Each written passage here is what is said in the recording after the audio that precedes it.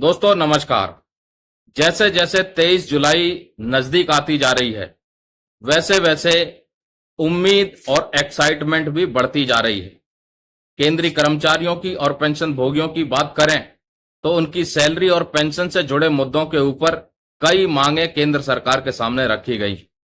कुछ कॉमन मांगे हैं जिनके ऊपर कई खबरें आपको इंटरनेट और सोशल मीडिया पर भी पढ़ने को और देखने को मिलेंगी, जिनमें अगले पे रिवीजन के लिए 8वें वेतन आयोग का गठन करना, पेंशनरों के लिए नोशनल इंक्रीमेंट और कोरोना काल के दौरान जो 18 महीने का डीए और डीआर का एरियर केंद्र सरकार ने नहीं दिया था, उस मुद्दे को दोबारा से रिव्यू करना और भुगतान करना।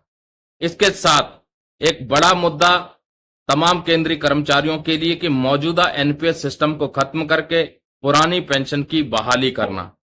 दोस्तों, जब भी कोई मेजर इवेंट आता है जिसमें वित्त मंत्री जी शामिल होती हैं, जिनका डायरेक्टली इन्वॉल्वमेंट होता है, उस इवेंट से लोगों की, कॉरपोरेट जगत की, मिडिल क्लास की, किसानों की, जवानों की, कर्मचारियों की, पेंशन भोगियों की, सबकी उम्मीदें बनने लग जाती हैं कि कुछ न कुछ वित्त मंत्री जी ऐसा ऐलान करे जिससे कि उनके चेहरों पर खुशियां आएं। कर्मचारियों की बात करें तो सैलरी से जुड़ी खुशियां वो चाहते हैं, पेंशन भोगियों की बात करें तो पेंशन से जुड़ी खुशियां चाहते हैं। और बहुत सी खबरें इंटरनेट और सोशल मीडिया पर चली हैं कि ये हो सकता है, वो हो सकता है, ये ऐलान हो सकता है और वो ऐलान हो सकता है। कितनी पेंशन बढ़ेगी, कितनी सैलरी बढ़ेगी, ये सारी तस्वीर साफ होगी 23 जुलाई को कि वित्त मंत्री जी आखिरकार क्या ऐलान करने वाली हैं। क्या वाकई में ऐलान कुछ ऐसा होने वाला है कि कर्मचारियों की सैलरी और पेंशन भोगियों की पेंशन पर असर डालेगा? क्या मांगों से संबंधित जो है कुछ ऐलान होने वाला है जो कर्मचारी संगठनों ने और पेंशन भोगी संगठनों ने रखा है? क्या अगले पे रिवीजन के लिए कुछ रास्ता ऐसा खुलने वाला है ताकि कर्मचारियों का और पेंशन भोगियों का इंतजार खत्म हो कि अभी तक सरकार ने 8वें वेतन आयोग का गठन नहीं किया है, तो अगला पे रिवीजन का फॉर्मूला क्या हो सकता है? तो कई ऐसी उम्मीदें हैं कि इस बार जब केंद्रीय मंत्री वित्त मंत्री निर्मला सीतारमण जी बजट पेश करें तो कुछ बड़े मुद्दे हैं, उन बड़े मुद्दों के ऊपर भी कुछ ऐलान जरूर करें।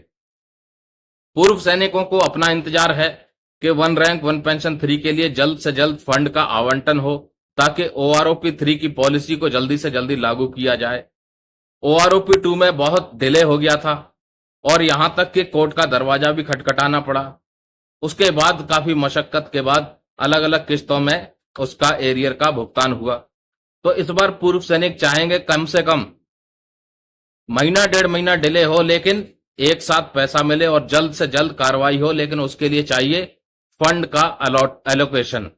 अब देखते हैं वित्त मंत्री जी 23 जुलाई को केंद्रीय कर्मचारियों के लिए, पेंशन भोगियों के लिए, जवानों के लिए, किसानों के लिए, मिडिल क्लास के लिए, देश के प्रत्येक वर्ग के लिए क्या ऐलान करती हैं। टैक्स पेयर्स की बात करें तो वो भी उम्मीद लगाए बैठे होंगे कि कुछ ना कुछ टैक्स से राहत मिले, कुछ ऐसे नॉर्म्स तैयार किए जाएं जिसमें कि टैक्स की छूट की सीमा बढ़ाई जाए। ओल्ड टैक्स रिजीम और न्यू टैक्स रिजीम के अंतर्गत जो टैक्स पेयर्स आते हैं उनके लिए कुछ राहत मिले। उम्मीद तो बहुत है, एक्साइटमेंट भी है कि जल्द से जल्द 23 जुलाई आए और वित्त मंत्री जी अपने पिटारे से कुछ ऐसी सौगातें लाएं जिससे कि केंद्रीय कर्मचारियों के और पेंशन भोगियों के चेहरों पर खुशियां आएं। देखते हैं दोस्तों 23 जुलाई क्या देती है, क्या नहीं देती है। नमस्कार, जय हिंद, जय भारत दोस्तों।